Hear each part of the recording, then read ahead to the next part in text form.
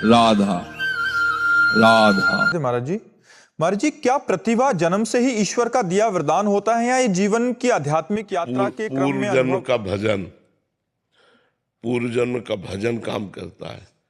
जैसे पूर्व जन्म का भजन, हम जब 13 वर्ष 14 वर्ष के थे ना, तो जिस गांव में रुके हुए, गांव के बाहर 2 किलोमीटर दूर मंदिर था, तो 90 वर्ष के बूढ़े ब्राह्मण साष्टांग दंडवत करते थे। जब लंगोटी लगाए और ब्रह्मचारी ऐसे बने और गायत्री अनुष्ठान शुरू था, तो 90 वर्ष के बूढ़े बूढ़े ब्राह्मण साष्टांग दंडवत करते थे। तो हम कहे, अरे बाबा आप क्या दंडवत करते हो? तो ये इस जन्म का नहीं था, ये पूर्व जन्म का था। पूर्व जन्म में कुछ भजन बाकी रह गया था, तो जन्म हुआ और जहाँ 13 वर्ष की अवस्था हुई तो परमार्थ में लगा दिए गए। ये पूर्व का है। तो जो एक प्रतिभाशाली कोई व्यक्ति संसार में भी दिखाई देता है, अब इसी का आचरण बिगाड़ लेना या बना लेना।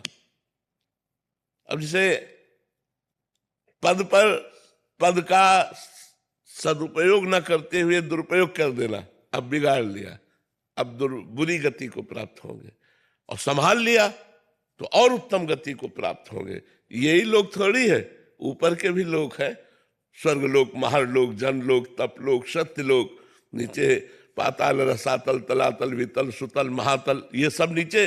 तो और भी तो लोक, लोकांतर, ब्रह्म ब्रह्मांड है भगवान के। तो अगर हमारी उन्नति होती चली गई तो और ऊपर के लोकों में चले जाएंगे। तो ये तप काम करता है, इसमें भजन काम करता है, इसमें पुण्य काम करता है। इसमें अगर तपस्या नहीं है तो नहीं, प्रतिभा इसी जन्म में थोड़ी हो जाती। पूर्व जन्म का तप हुआ, कोई पुण्य बना, इस जन्म में आकर ऐसे हुए कि भारत प्रिय बन गए, लोकप्रिय बन गए। तो पूर्व जन्म का तप, इस जन्म का तप तो अभी काम नहीं करेगा, वो आगे काम। महाराज जी, इस जन्म के तप अगर किया आगे महाराज जी, फिर इसी जन्म में अगर पाप पुण्य किया हमने, तो इसी जन्म में उसका जो रिजल्ट क्यों नहीं मिलता? आज कत्ल किए तो आज ही फांसी में क्यों नहीं चढ़ा देते? कानून है ना, न्यायालय में चलेगा। कहो 10 साल मुकदमा चले, चलता है कि नहीं चलता? कहो 20 साल मुकदमा चलता रहे, फिर बाद में न्याय हुआ कि इसे फांसी में चढ़ा दो, या 20 साल बाद है। इसी जन्म में तो हम आपको बता रहे, छोटी सरकार है ये छोटी सरकार है, तो न्याय देने में 10 20 साल लगा देती है। तो बड़ी सरकार में अनंत ब्रह्मांडों का हिसाब किताब है, तो उसमें जन्म का हिसाब होता है पूरा। उसमें एक कर्म का नहीं होता, ये एक कर्म का हिसाब करते हैं। हमारे हजारों कर्म ऐसे हैं जिनमें दंड मिलना चाहिए नहीं मिला, गुप्त है। हजारों कर्म ऐसे हैं, ये एक कर्म का खुलासा हो गया तो उसका दंड मिला। लेकिन हमारी सरकार में, जो बड़ी सरकार है ना, उसमें छींकने तक का हिसाब है। आपने कहाँ छींका, आपने अंगुली उठाई तो क्यों उठाई, इस तक का हिसाब है। एक एक सेकेंड का हिसाब होगा। तो थोड़ा बड़ा न्यायाधीश है, बड़ी अदालत है, पर उसमें जब न्याय होता है तो बिल्कुल 2 टूक का न्याय होता है। उसमें न वकालत की जरूरत है और न किसी घूस की जरूरत है। वो न्याय ऐसा होता है कि अब जैसे बचपन से हम बाबा जी हैं, किसी को दुख पहुंचाया हो मन वचन कर्म से, हमारी चेष्टा नहीं रही, पहुंच गया हो तो भगवान जाने। किडनी फेल है दोनों। अब ये क्या है? क्यों? क्योंकि अब हमारा अंतिम निर्णय है, फाइनल। तो फाइनल में जितना भी हमारा पाप का हिसाब है वो हमें भुगवाया जाएगा, थोड़ा थोड़ा करके, और बस अंत। अब फाइनल में जय, भगवान के पास पहुंच गए, काम खत्म। तो वो भोगवाया। रामकृष्ण परमहंस जी साक्षात काली से बात करते थे, जैसे हम आपसे बात करते हैं, लेकिन उनके गले में कैंसर। क्यों? क्योंकि प्रारब्ध भोग, पूर्व का पाप कर्म ऐसा। तो बख्शता किसी को नहीं है, प्रारब्ध भोग भोगना पड़ता है। अब ये चूंकि लंबी अदालत है, इसलिए उचित तो ऐसे ही लगता है, अच्छा तो यही लगता है कि आज इसने ये किया तो उसका दंड मिला। लेकिन ऐसा नहीं है, यहां भी नहीं है कि आज का अपराध आज तुरंत आपको दंड दिया जाए। उसके लिए प्रोसेस है। तो ये छोटी अदालत एक मृत्यु लोक के भारत देश की अदालत है, पूरे मृत्यु लोक की अदालत नहीं है। ये एक लोक मृत्यु लोक है, उसकी भी अदालत नहीं है ये तो केवल भारत देश की अदालत हो। भारत देश में भी अलग अलग प्रांतों की अदालत है, अलग अलग प्रदेशों की अदालत है, और अनंत ब्रह्मांडों का स्वामी है वो, अनंत सृष्टि है, और सबका न्यायाधीश वही एक अकेला है। अब वो न्याय जब करता थोड़ा लेट होता है, थोड़ा लेट होता है। जैसे एक धर्मात्मा को एक दुष्ट आदमी सता रहा है तो तुरंत न्याय हो जाए ना, कि उस दुष्ट आदमी की मृत्यु हो जाए, हाथ पैर टूट जाए, एक्सीडेंट हो जाते हुए ये आई लाइन में। महात्मा को सता रहा था भोगने, लेकिन वो बढ़िया रहेगा, महात्मा दुखी रहेगा, पर जब फाइनल आएगा तब वो मिटिया मिट हो जाएगा। अब कब फाइनल आएगा, किस जन्म में फाइनल आएगा, ये तो सरकारी अदालत बताएगी।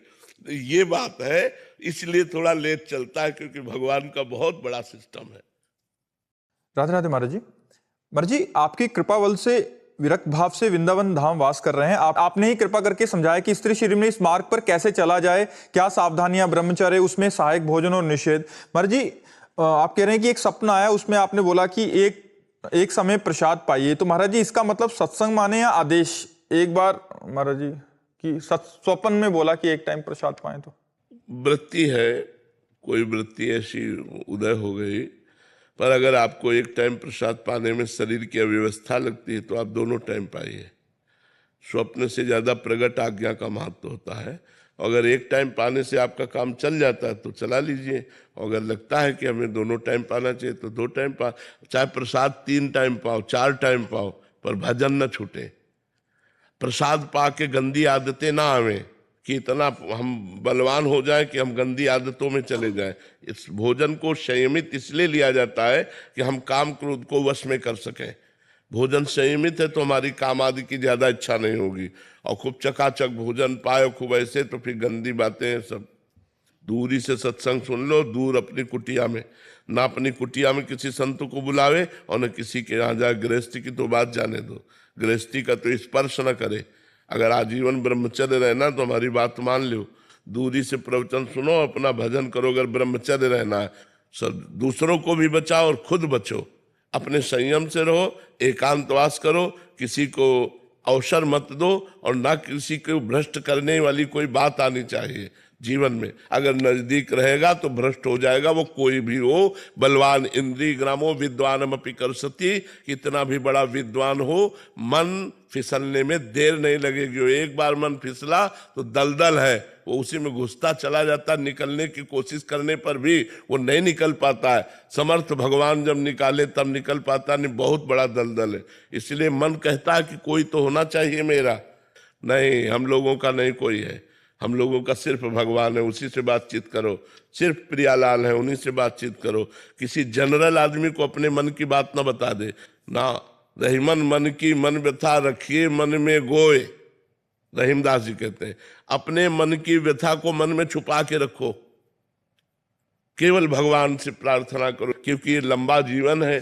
किसी समय हमारे मन की व्यथा ऐसी ज्यादा प्रकट हो जाए कि हम कहीं भ्रष्ट हो जाए तो फिर क्या कराया, सब मिट्टी हो जाएगा। इसलिए ब्रह्मचर्य से रहो, बहुत एकांत किसी पुरुष से मिलने से बचो, और नाम जप करो।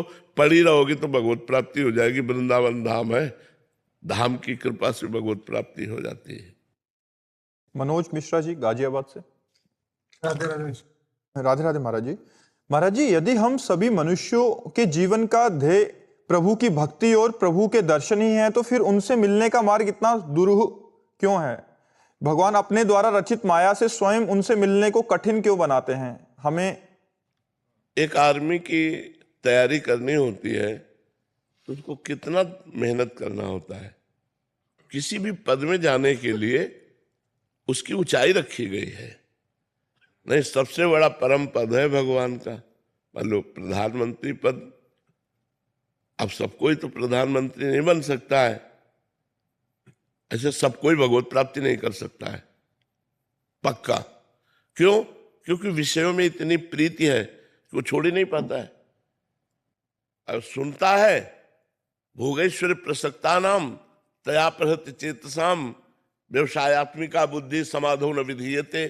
जिसका भोग और ऐश्वर्य ने चित्त अपहरण कर लिया है, वो कभी ये निश्चय नहीं कर पाता कि मुझे भगवत प्राप्ति करना है।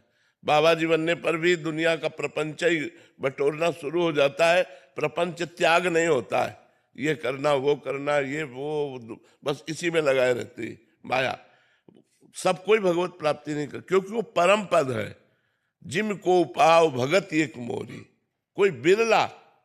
भगवान शंकराचार्य जी ने लिखा, हजारों मनुष्यों में किसी एक के अंदर मुमुक्षुता जागृत होती है कि मैं इस संसार से मुक्त हो जाऊं। तो अगर महान पद को ऊंचाई पे न रखा जाए और उसमें मेहनत, परिश्रम, श्रम न रखा जाए तो उसकी महिमा क्या होगी। एक हमारे यहां रंगनाथ जी के मेला में एक खेल होता है। एक लगभग 20-25 हाथ लंबा खंभा गाड़ा जाता है और उसके ऊपर लाखों की सामग्री टांगी जाती है और मनुष्य शरीर के ऊपर ही चढ़ करके वहां जाना होता है और दोनों तरफ सीढ़ियों से घी और दही की धार डाली जाती है मनुष्य शरीर के ऊपर। अब आप देखो, बिल्कुल ऐसे ही परमात्मा प्राप्ति के लिए है।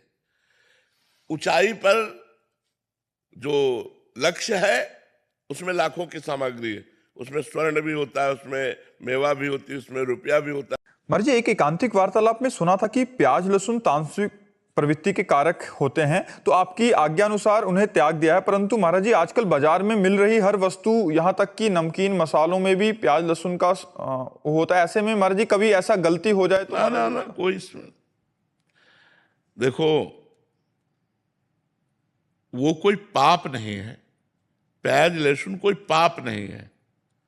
प्याज लहसुन जैसे कुछ संत जन गाजर नहीं पाते, तो बहुत सी ऐसी वस्तुएं हैं जिनके गुणों का अनुमान करके संतों ने त्याग किया। इसमें ये दोष है, इसमें ये गुण है, जिससे हमारी बुद्धि पवित्र है। तो प्याज लहसुन, जहां आलू पैदा होते हैं वहीं प्याज लहसुन पैदा होता है। प्याज लहसुन कोई पाप नहीं कि खा लिया तो हमसे पाप हो गया, ऐसा नहीं है। वो तमोगुणी है, वो हमारी बुद्धि को भजन से रहित करने की चेष्टा करेगा, हमको आलस्य, निद्रा, प्रमाद ये पैदा करेगा। कोशिश कीजिए कि जहां तक हो सके आप ना पाए, वो तमोगुणी है, मगर कोई पाप नहीं है। तो जैसे मसूर की दाल, अब मसूर की दाल हम लोग नहीं खाते क्योंकि तमोगुणी है, कभी नहीं खाते। कोई भी संत शायद ना पाता होगा, मसूर की दाल नहीं पाते क्योंकि वो तमोगुणी है। तो ऐसे बहुत से भोजन में भी पदार्थ है जो तमोगुणी है। अच्छा, बहुत से ऐसे लोग हैं जो दूध को फटी हुई वस्तुएं नहीं पाएंगे, जैसे पनीर है, छेना है, वो नहीं पाएंगे।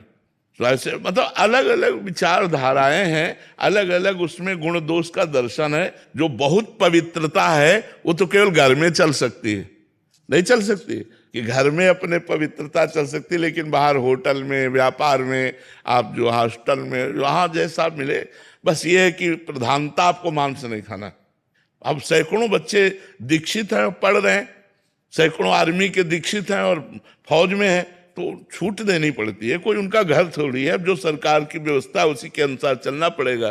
तो इसलिए कभी ऐसा चूक हो जाए तो उसमें कोई पश्चाताप न करे। को भगवान का यश गावे, भगवान से का स्वयं चिंतन करे, दूसरे को चिंतन करावे, यही जीवन का परम लाभ है। भगवान का चिंतन हो रहा है, यही सबसे बड़ी बात है।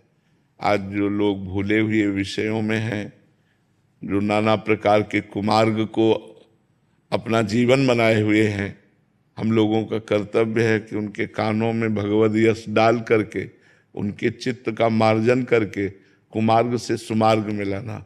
तमसो माँ ज्योतिर्गमय, अंधकार से प्रकाश की तरफ लाना। अस्तो माँ सदगमय, असत से सद की यात्रा कराना। मृत्युर्मा अमृतम गमय, मृत्यु से अमृत की यात्रा कराना। और भगवान ने वो काम आपको दिया, भूरिदा जना, भगवान की चर्चा करना। तो सबको चाहिए स्वयं भगवान से जुड़े और अपने मित्रों को भी जो हमारा अनुसरण करे उनको भी भगवान से जुड़े। ये व्यसन, व्यभिचार और मांसादि अखाद्य पदार्थों का खाना, ये जितना कम होगा उतना ही हमारा पॉजिटिव विचार होगा। नहीं तो निगेटिव विचार आपको पहुंचा देगा डिप्रेशन में। चाहे जितना आप बुद्धिमान हो, अगर गंदा आहार करोगे, गंदा व्यवहार करोगे, तो आपके अंदर ही निगेटिव विचार आपको खा जाएंगे, आपको जला दें। देखो इतना निगेटिव विचार बढ़ जाता है कि आदमी शूट कर लेता है अपने को, तो निगेटिव विचार ही तो है ना।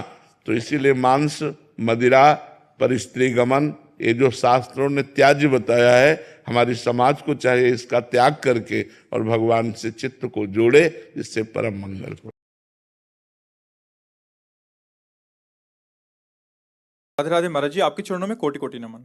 महाराज जी, शरीर के पुत्र को नाम जप के लिए और अपने समस्त कर्म श्री जी को समर्पित करने के लिए बोलती हूँ तो बोलता है आपने तो पूरा जीवन प्रपंच किया, अब नाम जप कर रहे हो तो मुझे बहुत ज्ञान दे रहे हो, तो मतलब तो ऐसे में महाराज जी मतलब कैसे करें, मतलब पर प्रयासरत रहिए। बच्चे हैं, एक दो बार अवहेलना करें तो भी उनको प्यार से समझाते रहिए। यदि उनसे कह दो बच्चा हमने प्रपंच में व्यतीत किया इसलिए तो पश्चाताप है, हम चाहते हैं कि तुम्हारा जीवन प्रपंच रहित हो, उनको समझाओ ना कि आप ठीक है, इसलिए पश्चाताप करके आज मैं नाम जप कर रही हूँ तो तुमको पश्चाताप करना ना पड़े, इसलिए थोड़ा नाम जप तुम भी शुरू कर दो, अभी से शुरू कर दो, तुम्हारा मंगल हो जाएगा।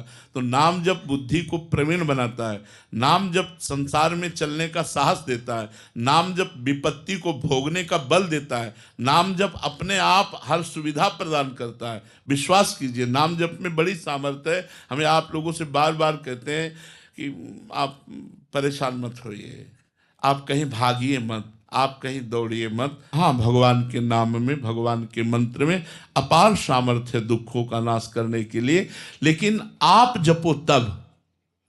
ऐसा नहीं होगा कि हम जपें और तुम सुखी हो जाओ, ऐसा नहीं होगा। आपको जपना पड़ेगा, आपको स्वयं साधन करना पड़ेगा। प्राय लोगों की धारणा ऐसी है कि कोई ऐसा उपाय बताओ कि अंगूठी अंगूठी पहन ले या कोई मतलब जंतुर बांध ले, लोग ऐसा चाहते हैं। लेकिन हम आपको स्पष्ट ऑपरेशन करके बात बता रहे हैं, खुली ऑपरेशन करके बात बता रहे हैं कि को न काहू के सुख दुख कर दाता, निज कृत कर्म भोग सुनु भ्राता।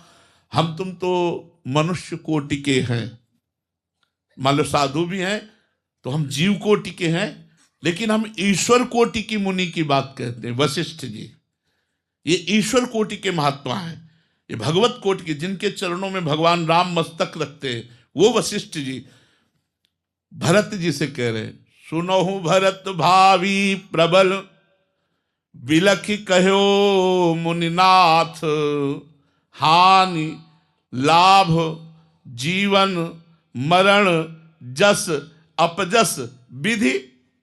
है मंत्र, नाम है, भगवान के नाम में बड़ी सामर्थ्य है, इसलिए नाम जप करो। बेकार के इधर उधर की बातों में मत फंसो, कोई तुम्हारे दुख को नहीं मिटा सकता और जेब तुम्हारी खाली करवा सकता है, ये पक्की बात है। दुख मिटाना है तो तुम्हें लगना होगा। पापाचरण बंद करो, शराब पीना बंद करो, मांस खाना बंद करो, पराई बहन बेटी की तरफ गंदी दृष्टि बंद करो, अच्छे आचरण करो, अभी आनंदित हो जाओगे, अभी सुखी हो जाओगे। तुमको देखकर लोग आनंदित हो जाएंगे, आपका इतना चेहरा प्रसन्न रहेगा। और गलत आचरण करो और पैसा जमा कर दो तो पैसा जमा करना हुआ पुण्य, और गलत आचरण जो कर रहे हो पाप, इसका फल तुम्हें मिलेगा, उसका भी फल मिलेगा। महाराज जी ऐसी जगहों पे बहुत भीड़ रहता है महाराज जी, और काफी लोग कहते हैं हमें लाभ भी हुआ, पुत्र हुआ। देखो इसमें हम आपको आप बता रहे हैं, ये संयोग की बात है। ऐसे दंपत्ति कितने भारत में हैं जो हर उपाय करने के बाद भी पुत्र प्राप्ति नहीं हुई। ऐसा पुत्र प्राप्त करवा दे तो भारत में निसंतान कोई रह ना जाए। भारत में निसंतान, वो संयोग लग जाता है। संयोग, पुण्य का संयोग लगा, उसका संयोग लगा, पुत्र होने का समय आ गया और उसका संयोग लगा, बोले बाबा के आशीर्वाद से काम चल गया। बाबा के आशीर्वाद से पुत्र नहीं हुआ, तुम्हारे पुण्य के, तुम्हारे संयोग से, तुम्हारा जो भाग्य था उसमें पुत्र था, इसलिए पुत्र हो। अगर भाग्य में पुत्र नहीं है तो नहीं होगा, चाहे जितना प्रयास कर लो। देखो भागवत में इस बात का प्रमाण है कि आत्मदेव नाम का ब्राह्मण जब बहुत सब पुत्रेष्टि यज्ञ सब कुछ कर लिया और पुत्र नहीं हुआ तो करने के लिए जंगल गया, वहां देखा एक सन्यासी मिल गए तो उनके चरण पकड़ लिया। सन्यासी जी ने कहा आप उदास क्यों हो? बोले हम उदास क्या, हम तो मरने आए, हमारे पुत्र नहीं हो रहा, सब संपत्ति है बढ़िया, सब सुख सुविधा है, पुत्र नहीं हो रहा तो हमारे पितरों का कैसे पिंडदान होगा, इसीलिए मैं आया हूं कि अब कर लूंगा। अरे बोले आप करना तो बड़ा निंदनीय कार्य है। तो उन्होंने कहा फिर आप हमें पुत्र प्रदान करो। बोले मैं तुम्हारे भाग्य में देख रहा हूं कि 7 जन्म तक पुत्र नहीं है। बोले आप अगर पुत्र नहीं प्रदान करोगे तो आपके सामने कर लूंगा। अब महात्मा जी बड़े चक्कर में फंस गए। उन्होंने अपने तपोबल से एक फल प्रकट किया और कहा जाओ अपनी पत्नी को पवा दोगे तो पुत्रवती हो जाएगी। बड़े प्रसन्न हुए, लौट के आए और उनकी पत्नी का नाम था धुंधुली। उन्होंने कहा कि लो ये फल खा लो, महात्मा ने दिया है, तुम्हारे गर्भ रह जाएगा। उसने सोचा गर्भ रह जाएगा तब तो भोजन नहीं पा पाऊंगी, चकाचक दबा के भोजन पाने के लिए पेट खाली चाहिए, पेट में गर्भ ही रहेगा तो क्या, और कहीं गर्भ टेढ़ा हो गया तब तो मैं मर जाऊंगी, गर्भ में तो बड़ी समस्या है।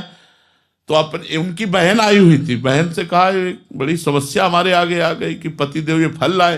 तो बोले सुनो, समस्या का समाधान ये कि परीक्षा के लिए ये फल तुम गाय को पवा दो, और मेरे गर्भ है और तुम कहती रहो गर्भवती का नाटक करती रहो, और जब मेरे संतान होगी तो मैं तुम्हें दे दूंगी, तुम धन हमारे पति को दे देना और मैं सबसे कह दूंगी मेरी संतान मर गई, बढ़िया काम बन जाएगा। उन्होंने ऐसा ही किया। जो संत के द्वारा फल था देखो उसने नहीं पाया, क्योंकि भाग्य में उसके गर्भ से संतान नहीं लिखी, गाय को पवा दी। तो समय आने पर गोकर्ण जी का प्रादुर्भाव हुआ और उसकी बहन के जो लड़का पैदा हुआ उस समय से जब उसके पास आया तो धुंधुली ने अपने नाम से मिलता हुआ नाम धुंधकारी रखा। और सब लोग भागवत चरित्र सुनकर जानते हैं कि धुंधकारी का चरित्र कैसा रहा, घोर महापापी रहा। तो अगर भाग्य में नहीं लिखा तो संत ने दिया लेकिन वो खाया नहीं, गाय को खवा दे। तो हमें लगता है कि हमारे भाग्य का संयोग ऐसा बनता है, हम जहां जाते हैं संत महात्माओं के पास तो जाना एक सुकृत होता है और दूसरा हमारे भाग्य का संयोग बनता है, इसलिए हमारी कामनाओं की पूर्ति हो जाती है। नहीं तो बहुत सी ऐसी बातें हैं जो हमारे भाग्य में नहीं है, उसे कोई नहीं लिख सकता, नया भाग्य नहीं निर्माण कर सकता। पहलवान जी आए थे 18 साल बाद, कह रहे महाराज जी की कृपा से पुत्र हुआ, तो मतलब कोई आपने आशीर्वाद कैसा संयोग 18 वर्ष बाद होना था, नहीं तो हम पूरे भारत को आशीर्वाद दे सबके हो जाए हमारी किसी से दुश्मनी है क्या? हमारे तो सब प्रियजन है, हमारे तो सब प्राण हैं। उन्होंने जो साधना की 18 वर्ष उन्होंने वृंदावन की दंडवती परिक्रमा लगाई और संत के प्रतिभाव किया, प्रारब्ध का बदलाव हुआ, एक साथ 2 संतान हुई, 2 पुत्र एक साथ पैदा हुए उनके 18 वर्ष बाद। वो कोई हमारी कृपा नहीं, वो उनका साधन। 18 वर्ष वृंदावन की दंडवती परिक्रमा लगाना और संतों के प्रतिभाव रखना, फल फूल जो समर्पित करना, तो उसी पुण्य प्रताप से हो गए। तो पुण्य प्रताप कभी कभी ऐसा लाभ दे देता है, वो क्या करना आपको पड़ेगा। उसका भाव है कि महाराज जी के द्वारा हो गया, लेकिन कर्म उसी ने किया ना। दंडवती परिक्रमा परम पावन श्री वृंदावन धाम की शिव सनकादि वंदित रज में उसने जो दंडवती लगाई 18 वर्ष, तो उसका फल प्रकट